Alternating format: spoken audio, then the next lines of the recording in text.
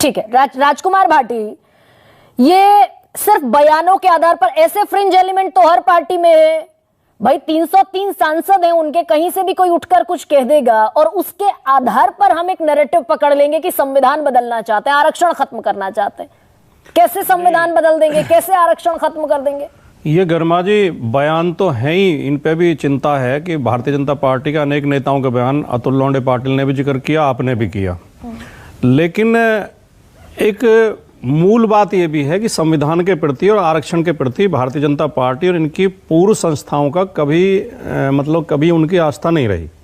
पूर्व संस्था से मतलब भारतीय जनता पार्टी की जो जननी है वो आरएसएस है और हिंदू महासभा, ये दोनों आरक्षण के भी खिलाफ रही हैं और भारतीय संविधान को कभी सम्मान की दृष्टि से उन्होंने नहीं देखा। उदाहरण के तौर पर मैं आपको बताऊं कि जब 26 जनवरी 1949 को संविधान सभा में हमारा संविधान स्वीकृत किया गया, तो उसके 3-4 दिन बाद ही ऑर्गेनाइजर अखबार में उस समय के संघ के जो प्रमुख थे गोलवलकर साहब, उन्होंने लेख लिख के बाकायदा कहा कि ये कटिंग पेस्टिंग का संविधान है और इस संविधान से हम सहमत नहीं है। हमारा संविधान मनुस्मृति पर आधारित होना चाहिए। और आरएसएस और हिंदू महासभा हमेशा से, चाहे सावरकर के विचार रहे हों, चाहे गोलवलकर के रहे हों, चाहे गोडसे के रहे हों, चाहे उनके और नेताओं के रहे हों, वो हमेशा चाहते रहे कि भारतीय वर्ण व्यवस्था मनुस्मृति के अनुसार भारत की व्यवस्था चलनी चाहिए। नहीं, लेकिन तो एक तो इसलिए संदेह होता है। आज तो मोदी कह रहे हैं कि बाबा साहब अंबेडकर भी उतर आए, नहीं तो आरक्षण खत्म नहीं होगा। एससी एसटी ओबीसी का आरक्षण जब तक वो जिंदा है तब तक तो कोई नहीं छू सकता। मोदी जी का ये कहना ही गुमराह करने वाला है कि बाबा साहब, पहली बात तो बाबा साहब आने वाले नहीं हैं, और आ भी जाएं तो बाबा साहब की इसमें क्या भूमिका होगी? इसमें तो भूमिका होगी चुने हुए सांसदों की।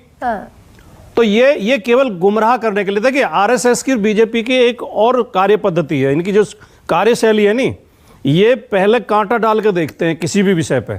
किसी अपने एक नेता से बयान दिलवा देंगे, जैसे कि मोहन भागवत ने बयान दिया था बिहार में जाके कि आरक्षण की समीक्षा होनी चाहिए, और जब चारों तरफ से उसका विरोध हुआ तो तुरंत पलटी मार गए। ये फिर इंतजार करते हैं कि अभी धीरे धीरे इनका जो माइंडसेट तैयार किया जाए देश की जनता का, और जब इन्हें लगेगा कि अब अवसर सही है, अब हमारी ताकत इतनी है कि कोई हमारा कुछ नहीं बिगाड़ पाएगा, तब ये फिर हार करेंगे। नहीं तो ये इनकी कार्यशैली है। एससी एसटी ओबीसी का वोट सबसे ज्यादा आज की तारीख में बीजेपी को मिलता है। अगर बीजेपी क्यों अपने पांव पर कुल्हाड़ी मारेगी आरक्षण खत्म करके? भारतीय जनता पार्टी को एससी के कुछ तबकों का और ओबीसी के कुछ तबकों का जो वोट मिला, वो उनकी जो चालाकी से उन्होंने गुमराह किया। एससी को तो जाटव के खिलाफ भड़काया कि एससी का सारा हिस्सा जाटव खा जाते हैं, ओबीसी को यादवों के खिलाफ भड़काया कि ओबीसी का सारा हिस्सा यादव खा जाते हैं, और फर्जी आंकड़े पेश किए कि 86 में से 56 एसडीएम यादव बना दिए, जो कि बिल्कुल फर्जी है, आज तक ये सूची नहीं दे पाए। और इस तरह लोगों को गुमराह करके तो ओबीसी के अन्य जो गैर यादव ओबीसी हैं उन्हें लगा कि हमें भारतीय जनता पार्टी न्याय देगी। लेकिन जब भारतीय जनता पार्टी सत्ता में आई तो देखा गया कि उत्तर प्रदेश में शिक्षक भर्ती में तमाम ओबीसी के हक मारे गए। केंद्रीय पिछड़ा वर्ग आयोग ने, उत्तर प्रदेश हाईकोर्ट ने ये जजमेंट दिया, ये निर्णय दिया है कि ओबीसी के साथ हकमारी हुई है, और हाईकोर्ट का आदेश है कि 6800 टीचर्स की भर्ती और की जाए ओबीसी वर्गों में से। लेकिन 2 साल हो गए उस आदेश को हुए। उत्तर प्रदेश सरकार। राजकुमार भाटी, ये बयानों के आधार पर ही एक निष्कर्ष निकाल लिया ना विपक्ष ने। बयान नहीं, कार्यशैली भी। जब से मोदी जी की सरकार आई है, मैं आपको कुछ चीजें बताना चाहता हूं, आप चाहे तो चेक कर लें। ओबीसी की मेरिट जनरल से ऊपर जा रही है भर्तियों में। ये कौन सा आरक्षण है? ये तो आरक्षण, ये तो रोक हो गई उनकी भर्ती होने पे। ये नियम बना दिया है मोदी जी की सरकार ने अप्रत्यक्ष रूप से। खुलेआम कोई लिखित में नियम नहीं बनाया, लेकिन ये नियम हर विभाग में लागू कर दिया है कि ओबीसी चाहे मेरिट में भी आएगा तो उसे ओबीसी वर्ग में गिना जाएगा। जो अपनी योग्यता के बल पे आ रहा है उसे आप ओबीसी गिनेंगे, तो इसका मतलब आपने एक बाउंडेशन लगा दी कि 27 से ज्यादा ओबीसी किसी भी सूरत में नहीं आ सकते। जबकि ओबीसी की जनसंख्या 1931 की या मंडल आयोग की रिपोर्ट के अनुसार 54% है। अब तो और ज्यादा हो गई है, बिहार की जनगणना ने बता दिया है। तो जब आप 10% जनरल कास्ट को 10% ही आरक्षण दे देते हैं ईडब्ल्यूएस, और उसमें संविधान में अमेंडमेंट भी कर देते हैं, जबकि सुप्रीम कोर्ट ने बाउंडेशन लगाई हुई थी कि 50% से ज्यादा आरक्षण की सीमा नहीं होगी। नहीं, लेकिन सुप्रीम कोर्ट ने ही उसे संविधान सम्मत माना। मैं देखिए, हमने भी विरोध नहीं किया, किसी ने विरोध नहीं किया, क्योंकि अगर गरीब को कुछ मिलता है तो किसी को विरोध नहीं करना चाहिए। लेकिन यह गैर संवैधानिक था, और संविधान में संविधान सम्मत माना उसको। क्योंकि वो 50% की कैपिंग आपके ओबीसी एससी एसटी को डिस्टर्ब नहीं करता। थोड़ा सा बहुत संक्षेप में मैं स्पष्ट कर दूं, आरक्षण की जो व्यवस्था है वो गरीबी दूर करने की या रोजगार देने की व्यवस्था नहीं है, वो प्रतिनिधित्व के लिए है, प्रतिनिधित्व के लिए।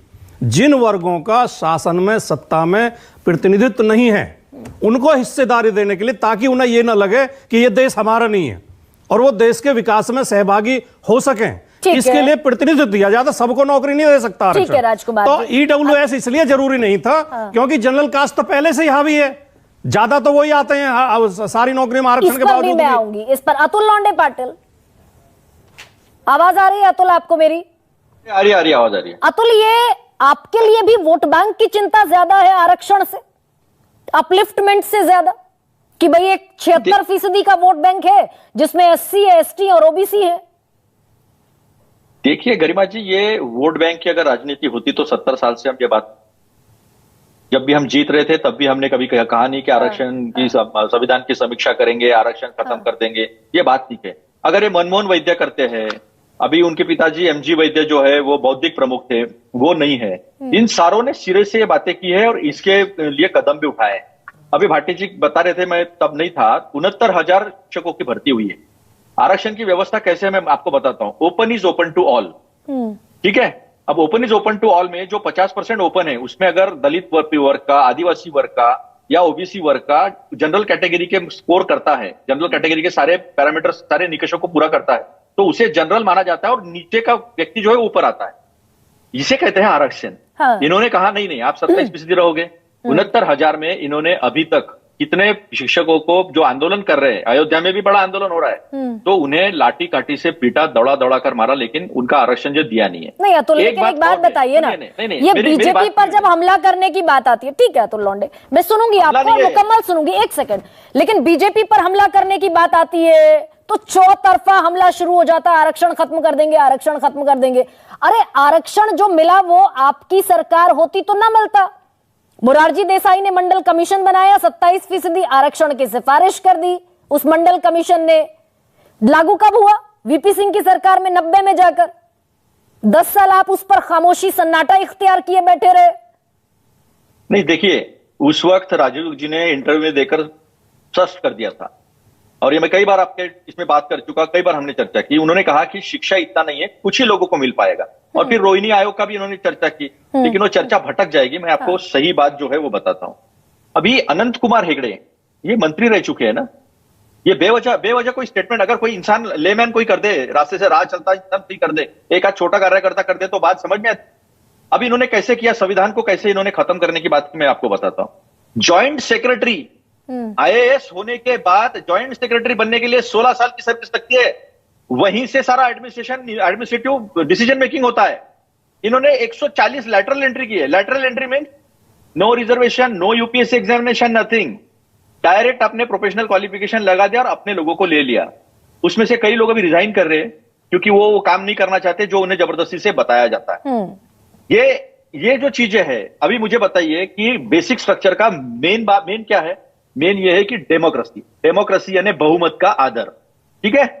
अभी चयन समिति जो है चुनाव आयोग की, वो चयन समिति में सर्वोच्च न्यायालय के मुख्य न्यायाधीश, प्रधानमंत्री और नेता विपक्ष। तो अतुल लोंढे पाटिल, आप दरअसल you are connecting the dots कि भाई 47 में आरएसएस ने क्या कहा, 17 में आरएसएस ने क्या कहा, 15 में आरएसएस ने क्या कहा, कर रहे हैं ना। ठीक है, you are connecting dots Atul Londhe Patil. Zafar साहब, I am exposing their intention and it is true by connecting the dots, ठीक है जफर साहब। नो देखिए, ऑर्गेनाइजर और पंचजन्य में इन्होंने लिखा है हमारा संविधान मनुस्मृति है, और जब हेमंत बिस्वा शर्मा जो मुख्यमंत्री है वो कहते हैं, उन्होंने ट्वीट किया और बोला है कि तीनों वर्गों ने ऊपर के वर्ग की सेवा करनी चाहिए।